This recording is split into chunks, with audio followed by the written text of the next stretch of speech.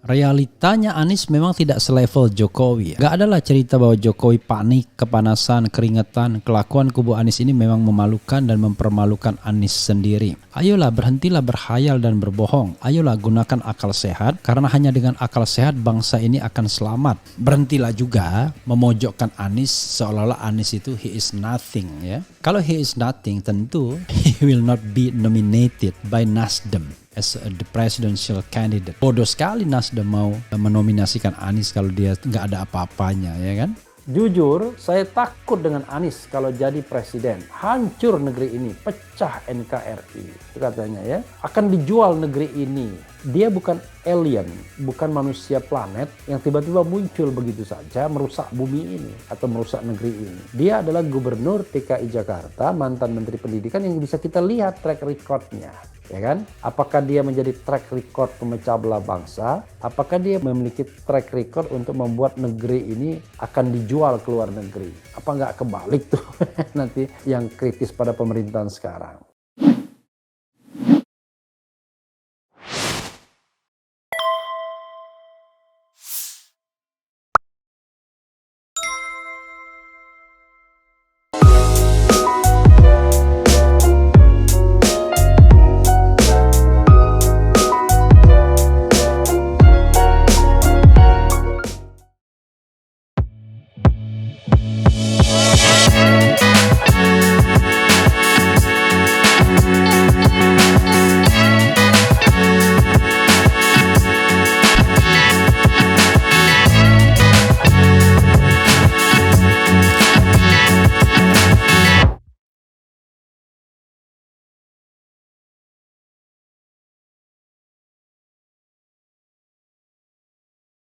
Assalamualaikum warahmatullahi wabarakatuh. Sobat RH sekalian, jumpa lagi kita di channel yang keren ini. Keren, cadas ya. Ada minuman di depan saya. Bismillah. Kita minum madu ya. Madu keren, cadas. Dan sekarang kita bicara mengenai perkataan Ade Armando yang tidak terima dengan Anies yang dianggap dilebih-lebihkan ya. Dan kita tahu memang Ade Armando dan katakanlah YouTube-nya ya, gengnya memang sangat oppose terhadap Anies Baswedan dan sah-sah saja ya. Tetapi memang luar biasa. Maksudnya luar biasanya begini, pada dasarnya kan dia ASN sesungguhnya. Tapi begitu vulgar dalam berpolitik ya, mungkin beberapa ASN lah juga vulgar juga, harusnya nggak boleh ya. Tapi it's okay lah ya, ini bagian dari dinamika berpendapat ya. Ngomel-ngomel lagi Ade Armando ke loyalis Anies Baswedan. Ayolah berhentilah berhayal dan berbohong. Realitanya dia tidak selevel Jokowi. Is it ya? Benarkah? Atau malah jangan-jangan sebaliknya? This is also the question ya. Jadi kalau kita membandingkan level Jokowi dan Anies Baswedan, ya saya dengan mohon maaf mengatakan bahwa Anies ya sangat level ya, bahkan mungkin di atas Presiden Jokowi. Kalau kita balikan pada kondisi sama-sama sebagai calon presiden ya. Berarti kita harus balik ke kondisi 2012, 2 tahun sebelum pencapresan, dan sekarang 2 tahun sebelum pemilihan, 2 tahun sebelum pemilihan. Jadi kita to be fair, kondisi Jokowi 2012 dan kondisi Anies 2022 ya jauh baik Anies lah ya kan.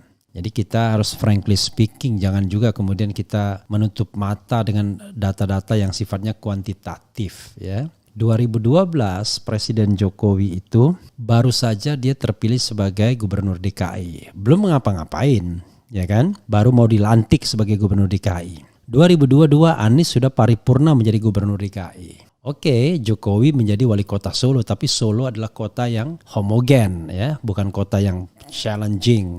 Ya, yang challenging itu ya kota-kota yang sifatnya agak metropolitan ya, seperti Palembang, Medan, ya, Ujung Pandang, Makassar. Itu baru ya, Makassar pun juga nggak terlalu, itu agak homogen juga. Tapi Palembang, Medan itu kota yang melting pot ya. Jadi tidak saja satu etnis tapi beragam etnis ada di sana. Nah, itu baru challenging menjadi wali kota di tempat-tempat seperti itu. Jadi jangan terlalu berlebihan juga lah ya, merendahkan ya. Jangan terlalu berlebihan meninggikan, jangan terlalu berlebihan merendahkan. Bagaimana sekarang Anies sekarang dan Jokowi sekarang? Ya bergantung Anda mau konteksnya apa. Kalau konteksnya forum internasional ya Anies lebih bunyi, lebih meyakinkan, lebih dipandang orang ya. Kalau masalah international forum kan orang memandang Jokowi karena jabatannya. Coba jabatannya dikasihkan ke Anies presiden ya orang langsung pandang Anies. Mungkin jauh lebih antusias untuk ngomong sama Anies karena dia punya kemampuan berbahasa yang jauh lebih baik. Jadi ya jangan juga lah terlalu merendahkan ya, tapi juga bagus juga nasihat kepada pendukung Anies untuk tidak terlalu glorifikasi ya, seolah-olah anak kecil dapat permen ya biasa sajalah ya. Cuma ya kita tetap bangga lah ya, artinya gini, karena kita kan membandingkan dengan calon lainnya.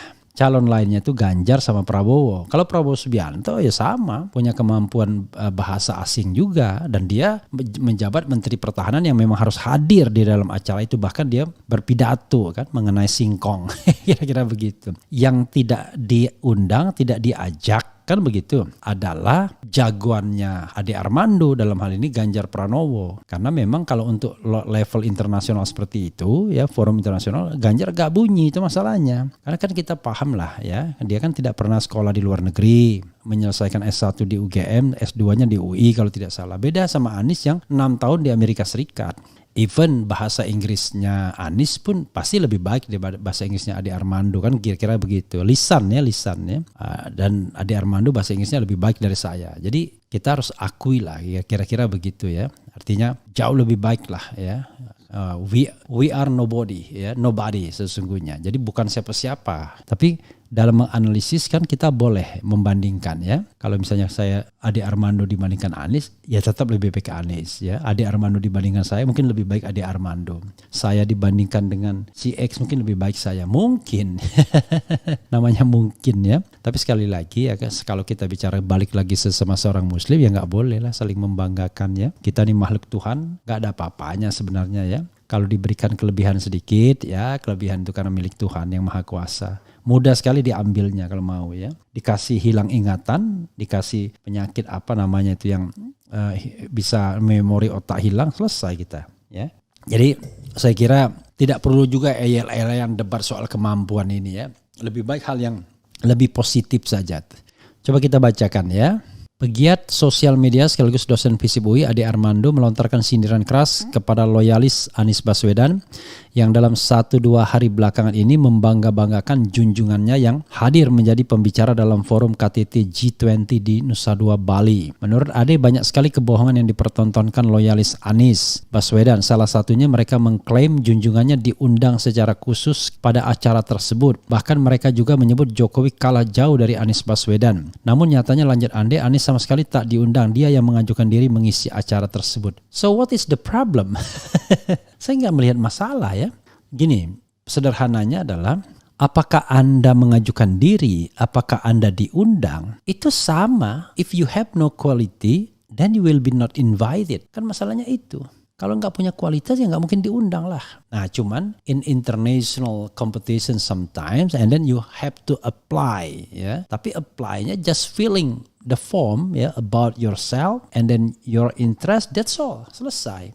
Lalu because he is Anies Baswedan ya, just completing his term of office as governor of DKI, and then he was invited because of his experience, ya kan, mungkin begitu. Jadi kalau dia bukan Anies Baswedan, mungkin nggak ada relevansinya, ya nggak akan diundang juga gitu, ya kan? Apalagi dia dianggapnya pelangak pelongo itu, nggak bisa berbahasa ya juga, mungkin orang nggak akan tertarik. Bloomberg akan mikir ini bikin forum gua rusak aja ya kan? Nggak mutu, penampilannya nggak karu-karuan. Jadi kita harus paham ya, it is an achievement ya. Sama seperti G20 itu adalah achievement. Tapi apakah memang ada pengaruhnya bagi dunia luar atau Indonesia, kita harus ukur lebih jauh karena baru selesai kan. Tetapi kalau dibilang achievement ya kita appreciate itu achievement ya. Bahkan saking achievementnya yang mestinya giliran India beraskan abjad, Indonesia minta duluan kan. Kalau Indonesia, I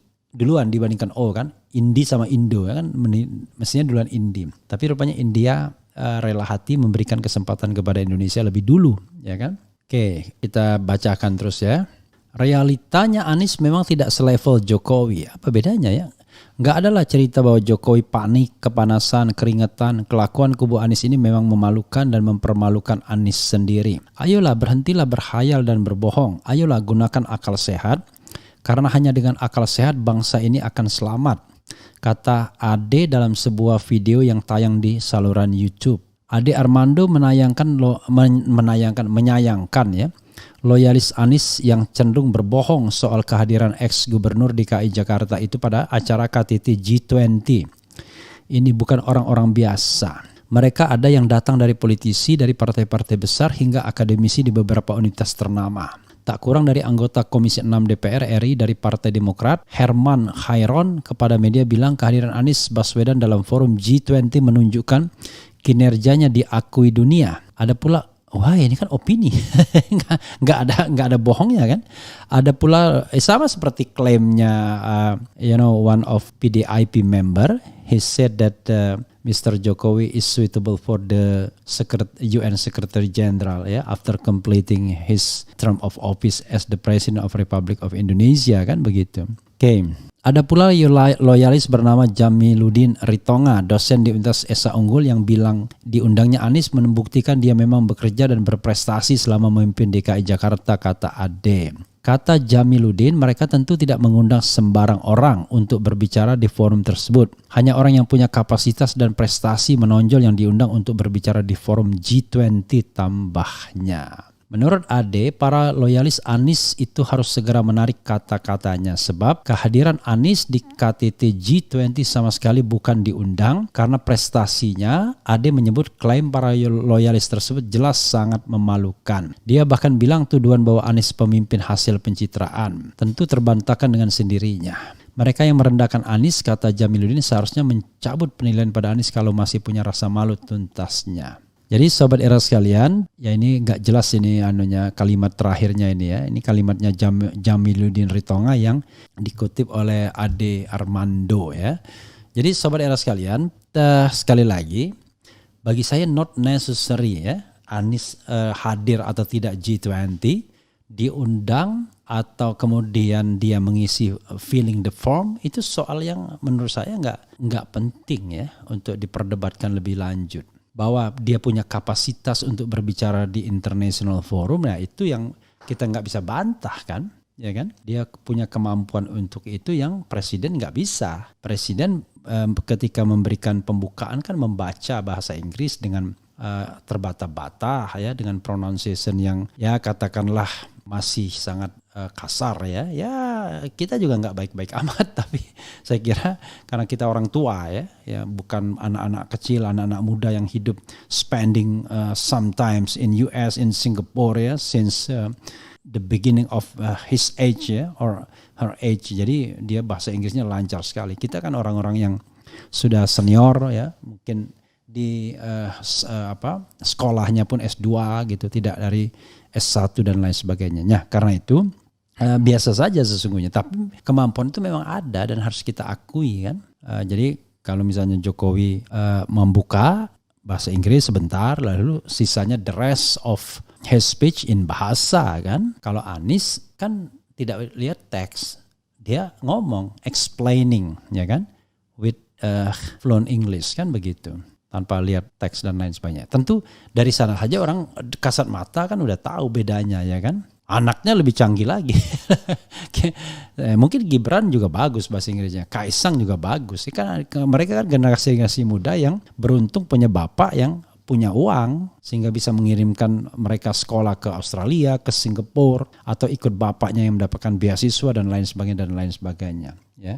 Jadi menurut saya berhentilah juga memojokkan Anies seolah-olah Anies itu he is nothing ya. Kalau he is nothing, tentu he will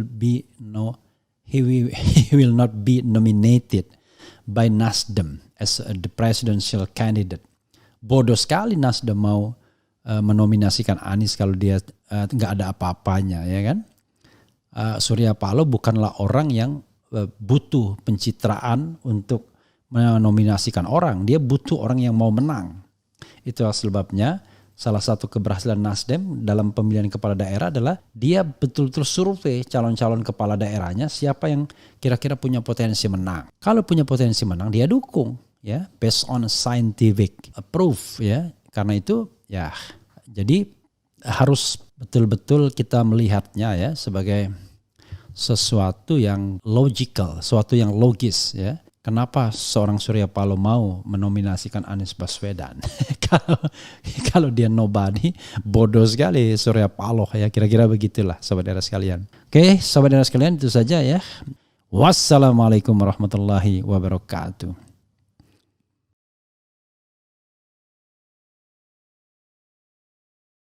Assalamualaikum warahmatullahi wabarakatuh. Sobat RH sekalian, jumpa lagi kita di channel yang keren ini. Keren jadas. Oke, Sobat RH sekalian, ini ada hal yang menarik yang ingin saya bahas ya, yaitu soal kata-kata Zen Kribo. Ngaku takut Anies Baswedan jadi Presiden RI. Zen Kribo titik 2, hancur negeri ini, pecah NKRI. Kemudian ini dilansir oleh fajar.co.id. Nah ini menarik ya. Jadi sobat daerah sekalian, kadang-kadang tema-tema yang kesannya ringan ya, itu banyak memberikan pembelajaran sesungguhnya kepada kita. Bagaimana kemudian kita bisa menilainya. Apa iya ya, kalau seseorang itu berkuasa dia akan menghancurkan NKRI. Atau barangkali benar untuk investasi, tapi kita lihat ya. Tapi melihat orang itu tentu dari track record. Orang itu dilihat dari dua hal sobat daerah sekalian. Satu, kapasitas atau kapabilitas, intelektualitas. Jadi kemampuan yang yang gifted, yang sudah ada dalam dirinya. Dan yang kedua, ya tentu adalah soal-soal yang sifatnya lebih eksternal. Lalu dipadukan dengan track record. Maka dari sana kita akan lihat kalau seorang ini berkuasa kira-kira hancur nggak negara, kira-kira begitu ya. Jadi 3, faktor dalam dirinya, kedua faktor eksternal, dan ketiga faktor track record yang bersangkutan. Kenapa begitu? Sebagai contoh misalnya faktor internal. Bagaimanapun kapasitas, intelektualitas, kemampuan leadership dan lain sebagainya itu ya sangat menentukan. Jadi kapasitas, kapabilitas seseorang itu ya akan menentukan sukses atau tidaknya dia memimpin. Kan tidak mungkin kita menyerahkan kepemimpinan kepada orang yang pandai, yang tidak pandai atau orang yang bodoh ya kan. Tentu orang yang kita harapkan paling pandai di antara kita, paling bijaksana di antara kita. Makanya kalau memilih imam sholat itu pilihlah yang satu yang bacaannya bagus ya kan, ya, yang fasih ya. Kedua yang usianya lebih senior. Nah, jadi kalau senior dan bacanya bagus, luar biasa dia. Jadi kita harus tahu diri. Kalau bacaan kita nggak bagus, ya udah di belakang saja. Jadi memang hal-hal seperti itu kan memberikan pembelajaran ya kalau dalam sholat itu. Kita tahu diri, oke, ada yang lebih baik dari kita, maka kita persilahkan dia jadi imam. Tapi dalam kehidupan duniawi ini orang berlomba-lomba pengen jadi imam. Padahal saya sudah bikin dalam lagu ya. Setiap manusia adalah khalifah di muka bumi ini, tapi engkau khalifah, dari khalifah kau dinaungi, kau dirahmati, tapi engkau khalifah, dari khalifah kau dinaungi, kau diselamatkan. Itu kalau khalifah yang benar dinaungi dan diselamatkan ketika kita sedang berada di padang mahsyar. Tidak ada naungan kecuali naungan Allah yang diberikan Allah Subhanahu wa taala kepada 7 golongan. Salah satunya imamun adil ya. Tentu orang menjadi adil itu karena dia punya pengetahuan, punya kemampuan, punya leadership. Tapi jangan lupa selain faktor internal ada juga faktor eksternal. Misalnya begini, tidak sedikit orang yang mengatakan Presiden Indonesia ke depan akan mewarisi utang yang luar biasa sampai dengan 7.000 triliun for the time being saat ini. ya, for now. Sementara utang BUMN juga kurang lebih 5.000-6.000 juga. Versi lain mengatakan, seperti yang dikatakan oleh Agustinus Edi Kristianto, wah utang luar negeri, utang Indonesia lebih banyak dari itu karena ada utang-utang yang tidak dicatatkan. Nah yang jelas untuk membayar bunga utang saja, itu butuh kalau tidak salah 140 miliar. Correct me kalau saya keliru ya, karena saya tidak lihat catatan tapi saya pernah membacanya. Bayangkan, APBN kita, APBN yang defisit. Konon APBN kita hampir 3.000 triliun kalau tidak salah. Tapi dari 3.000 triliun tersebut, tidak semuanya kita bisa menggali pendapatan sendiri. Sisanya harus ditambal melalui utang. Dan kita butuh utang itu sampai minimal paling tidak 1.000 triliun. Jadi soal angka-angka mungkin saya bisa keliru ya karena saya bukan ekonom, tapi intinya saya memberikan gambaran. Jadi faktor eksternal itu bisa membuat presiden yang tadi punya kapasitas tidak bisa ngapa-ngapain. Terutama kalau misalnya birokrasi yang ditinggalkan demikian buruknya, penuh dengan korupsi dan lain sebagainya. Tambah nggak bisa apa-apa. Lalu soal yang terkait dengan kepemimpinan tadi ya memang harus kita pahami bahwa track record itu juga memberikan gambaran cerita. Apa iya kalau misalnya kita bicara Anies Baswedan misalnya, kan Anies Baswedan sudah ada track recordnya. Ganjar Pranowo ada track recordnya, Ridwan Kamil ada track recordnya. Nah dari track record itu kita bisa menilai, memilih. Apa iya seorang Anies Baswedan akan memecah belah NKRI. Oke, kita bacakan ya. Oke. Fajar.co.id Jakarta. Pegiat media sosial Zen Assegaf alias Zen Kribo mengaku takut jika Anies Baswedan terpilih sebagai Presiden RI pada Pilpres 2024 mendatang. Sebab Zen Kribo mengatakan jika Anies jadi presiden, negara ini akan hancur. Jujur, saya takut dengan Anies kalau jadi presiden. Hancur negeri ini, pecah NKRI. Itu katanya ya. Oke, pecah, akan dijual negeri ini. Oke, kata Zen dalam sebuah potongan video yang diunggah oleh politikus PDIP Ruhut Sitompul di akun Twitternya kemarin. Zen Kribo mengatakan gerakan radikal akan tumbuh subur jika Anies jadi presiden. Luar biasa ya. Justru kalau presidennya dianggap sesuai dengan aspirasi masyarakat yang sekarang dituduh radikal, maka nggak akan muncul gerakan radikal karena sudah terakomodir ya.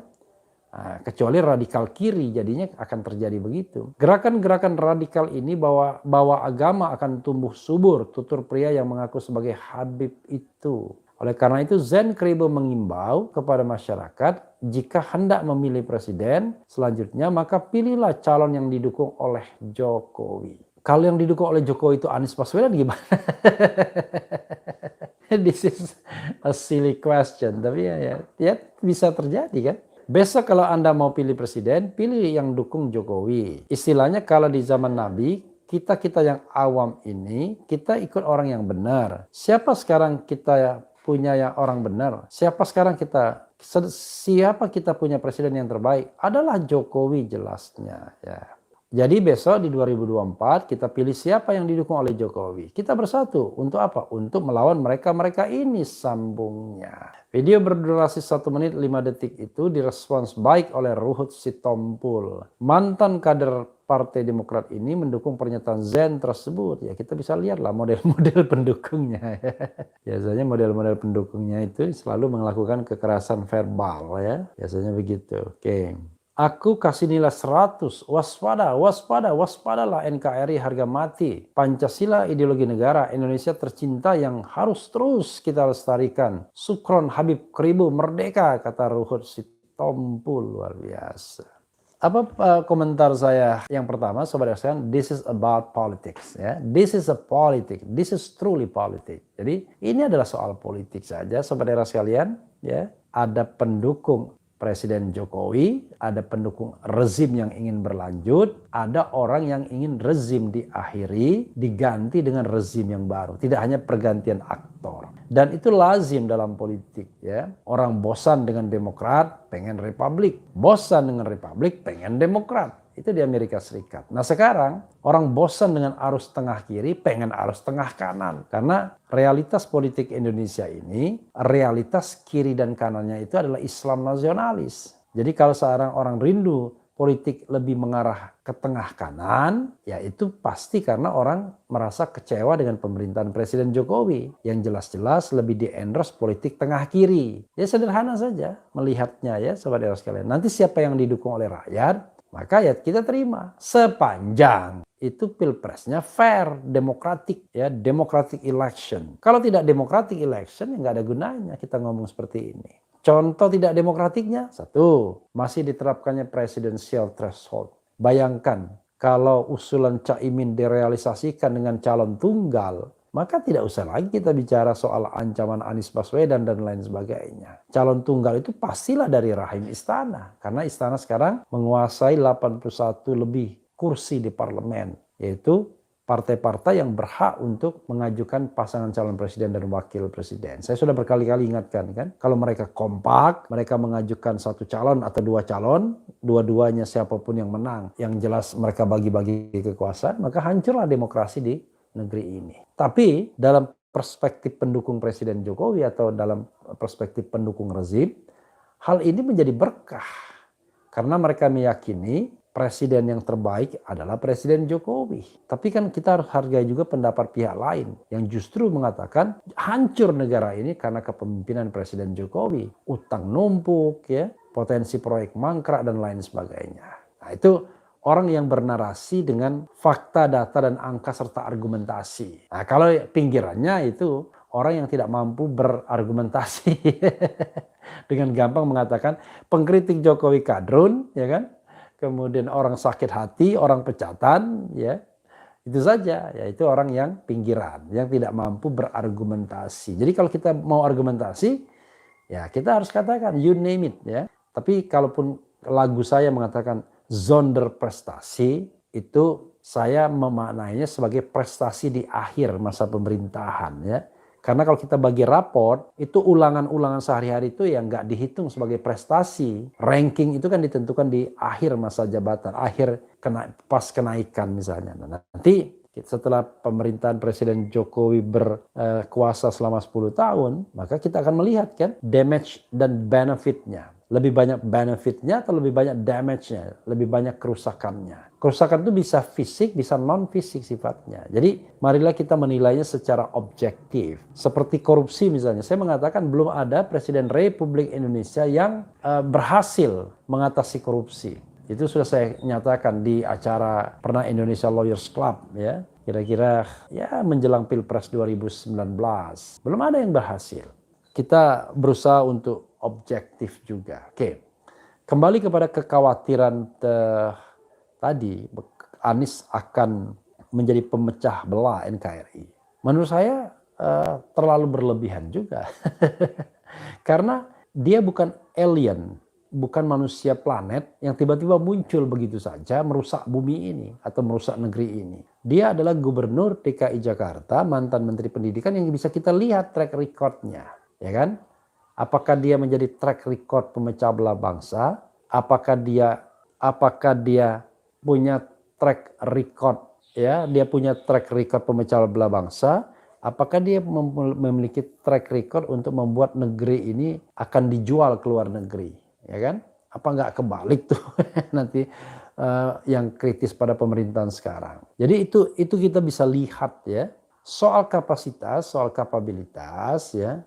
No doubt, saya membandingkan kondisi ketika Presiden Jokowi mau menjadi presiden di tahun 2014 sama Anies Baswedan sekarang, ya saya katakan jauh lebih besar modal Anies Baswedan dibandingkan Presiden Jokowi. Sekali lagi, bandingannya posisi Anies sekarang dengan Presiden Jokowi 2014 ya, ketika sama-sama ingin menjadi presiden. Saya mengatakan, bahkan kalau saya mau tarik lagi kondisi Jokowi 2012, karena 2 tahun sebelum dilantik. Jadi kalau Anies jadi presiden kan 2 tahun sebelum dilantik. Nah, saya mengatakan dari sisi bekal, baik itu kapasitas, ya, kapabilitas, bekal pengalaman, Anies jauh lebih baik. Karena itu harusnya kalau pendukung Presiden Jokowi sudah merasa puas, ya, merasa puas dengan kepemimpinan Presiden Jokowi, maka Anies barangkali akan jauh bisa lebih baik atau lebih baik dibandingkan Presiden Jokowi karena tadi bekal awal yang lebih baik juga. Sehingga tesis akan menghancurkan itu menurut saya terlalu berlebihan juga. Ya. Nah, makanya saya katakan this is about politics. Ini soal politik karena Anies Baswedan sekarang adalah satu-satunya sosok yang dianggap akan mengganggu kenyamanan rezim ini. Jadi rezim yang didukung oleh arus tengah kiri ini adalah rezim yang ya dianggap berseberangan jalan dengan arus tengah kanan. Saya katakan once again, this is about politics. Ini hanya soal politik saja. Dan dalam soal politik ini ya kita juga harus fair menilai ya. Apakah iya Anies Baswedan seperti itu. Nah, saya sendiri terus terang sobat era sekalian, many times saya katakan, saya belum melihat siapapun. Saya hanya ingin presidensial threshold 0. Nah, kalau presidensial threshold 0, ya kan? Kalau presidensial threshold 0, nanti kita lihat mana calon presiden yang punya kapasitas, punya kapabilitas, ya, punya track record yang baik dan barangkali bisa memperbaiki hal-hal yang rusak katakanlah dalam pemerintahan sekarang ini, yang kurang baik. Ya, kira-kira begitu sahabat era sekalian. Oke, sahabat era sekalian, itu saja. Wassalamualaikum warahmatullahi wabarakatuh.